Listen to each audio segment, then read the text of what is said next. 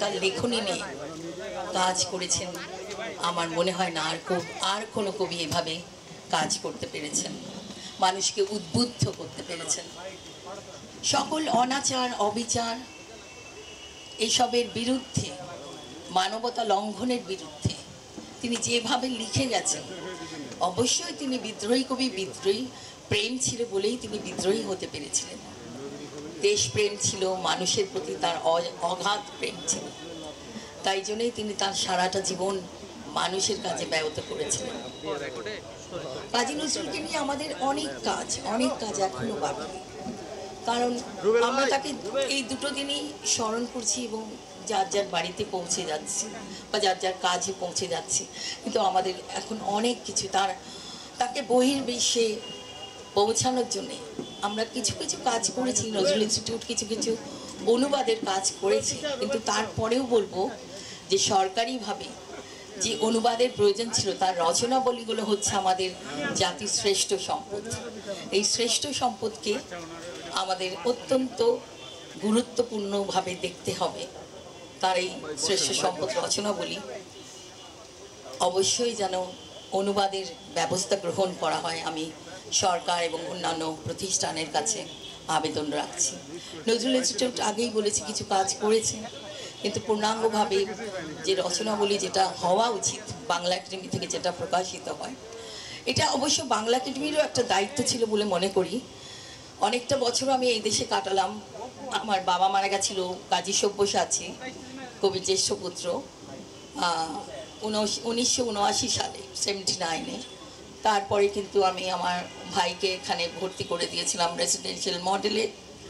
তার কিছুদিন পরে আমরা চলে আসলাম, কারণ এখানে দাদু সাহিত্য, বাবা চলে গেলেন, আর কলকাতাটা বিশাল শহর, কেউ কারোর তেমনভাবে খোঁজ খবর রাখে কি না। আমরা ছোট থেকে বড় হয়েছি, দাদুর প্রতি যা এক্সপ্লয়টেশন, বাবার প্রতি যা এক্সপ্লয়টেশন, এগুলো দেখে দেখে বড় হয়েছি। তা আমি ভেবেছি যে 72 সালে দাদু চলে এসেছিলেন, অনেক অনেক অনেক একটা ভালো কাজ করা হয়েছিল তখন কবিকে এই দেশে এনে। এবং যেহেতু কবি এই দেশের মেয়েকেই বিয়ে করেছিলেন, প্রমীলা নজরুল ছিলেন তার সহধর্মিণী, এবং দাদু এই অবিভক্ত বাংলাতে ওতপ্রোতভাবে জড়িত ছিলেন। আজকের 50তম মৃত্যুবার্ষিকীতে আমরা বাংলাদেশ লেবার পার্টি এবং আমাদের শহীদি কাফেলা বাংলাদেশ ছাত্র মিশনের পক্ষ থেকে আমরা শ্রদ্ধাঞ্জলি অর্পণ করেছি। আমরা তার কবরের সামনে আমরা দোয়া মোনাজাত করেছি। আজকের এই জাতির ক্রান্তিকালে জাতীয় কবি নজরুল ইসলামের লেখনী, তার যে চিন্তাধারা, তার মূল্যবোধ, তার অহিংস যে চিন্তাধারা আমাদের জন্য পাথর বলে আমরা মনে করি। আজকে বাংলাদেশের মানুষ তাকে, তার মৃত্যুর পরে তার স্বপ্ন ছিল যে মসজিদের এই পাশে আমার কবর দিতে চাই। আল্লাহ রাব্বুল আলামিন তার এই স্বপ্নকে, তার এই ইচ্ছাকে তিনি কবুল করেছেন। আমরা আশা করব বাংলাদেশের যে গণতন্ত্রের পথে আমরা হাঁটছি, সামনে নির্বাচন, এই নির্বাচনের দিকে আমরা অনেক ধরনের বাধা লক্ষ্য করেছি।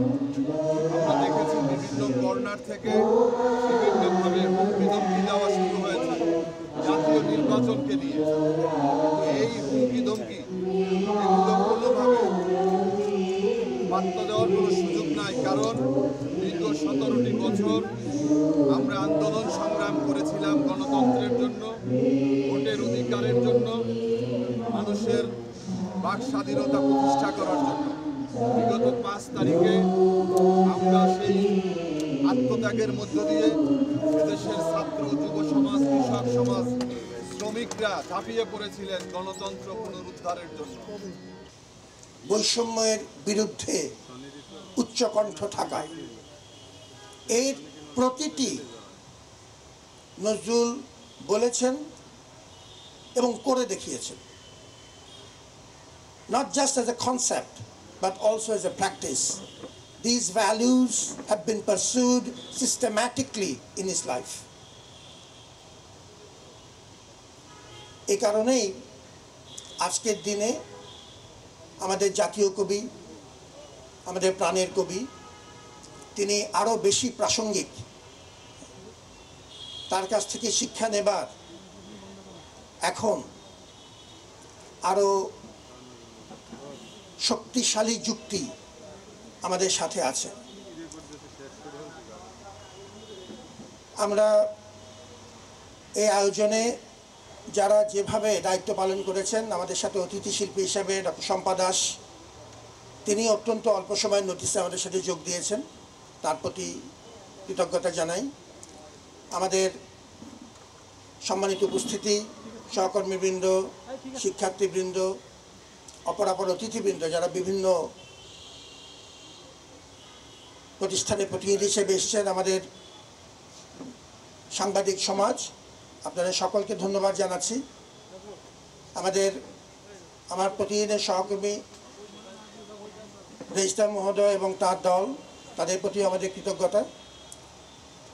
নজরুলের বিদেহী আত্মার প্রতি আবারও সম্মান এবং সালাম জানাচ্ছি, তার জন্য দোয়া করছি। তার এই শিক্ষা